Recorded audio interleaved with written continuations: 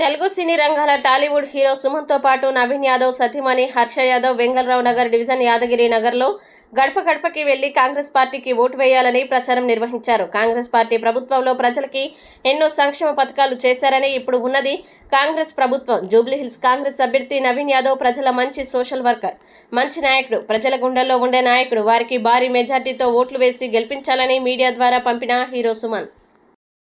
జూబ్లీహిల్స్ అభ్యర్థిగా కాంగ్రెస్ పార్టీ నుంచి నవీన్ కుమార్ యాదవ్ ని టికెట్ ఇచ్చారు. ముందుగా సీఎం రేవంత్ రెడ్డి గారికి ధన్యవాదాలు. అలాగే కాంగ్రెస్ అధిష్టానం రాహుల్ గాంధీ గారికి, సోనియా గాంధీ గారికి, కాంగ్రెస్ కమిటీకి. శ్రీశైలం యాదవ్ గారు 89 నుంచి నాతో పాటు ఉన్నారు, ఫాలో అవుతున్నారు.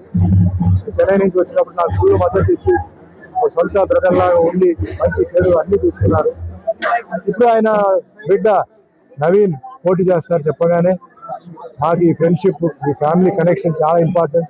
నేను వస్తా అన్నా, మీరు అంటే అప్పుడు పార్టీ డిసైడ్ చేయలేదు, మీరు ఏ పార్టీ చెప్తే ఆ పార్టీకి నేను వస్తా అని చెప్పాను. కాంగ్రెస్ పార్టీ ఇచ్చారు. నా సపోర్ట్ ఫుల్గా నవీన్ యాదవ్కి మంచి మెజారిటీ మీద గెలిపించాలి. అదే మాదిరిగా కాంగ్రెస్ పార్టీకి మంచి పేరు తీసుకురావాలి. ఇక్కడ ఎన్ని సమస్యలు ఉన్నా, ఏది ఉన్నా ఖచ్చితంగా తీర్చాలి. ఎందుకంటే చిన్నప్పటి నుంచి అతను నాన్నగారితో తిరిగిన మనిషి. So Hindu, Muslim, Christian, Sikh, Parsi, BC, SC, ST, minority అందరితో ఆయన తిరుగుతాడు.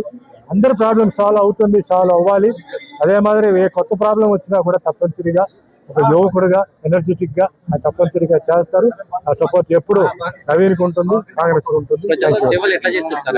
నాకు తెలిసిన వరకు మా సినిమా ఇండస్ట్రీ నేను కళ్ళారా చూశాను. ఉద్యోగం లేకపోతే వాళ్ళకి ఫుడ్, స్ట్రైక్ జరిగినప్పుడు ఫుడ్, తర్వాత అందరికీ కార్డ్స్, అంటే ఈ మెంబర్షిప్ కార్డ్స్ అన్నీ చేశారనమాట. సినిమా ఇండస్ట్రీ ఆయన మర్చిపోవడానికి లేదు. అదే మాదిరి అన్ని షాప్స్, చాలా షాప్స్ నా చేతుల మీద ఓపెన్ చేశారు. అది కాకుండా ముందు వ్యక్తి ఒక మంచి వ్యక్తి, ఎటువంటి క్యాస్ట్ ఫీలింగ్ లేదు, ఏమీ లేదు. తెలుసు మీకు, ఆఫీస్ దగ్గరికి వెళ్తే అందరూ అన్ని కులాలు, అన్ని మతాలు ఉన్నారు, చూస్తున్నారు కూడా. సో అందరూ ఓట్లు వేయాలి, అది మెజార్టీతో గెలిపించాలి.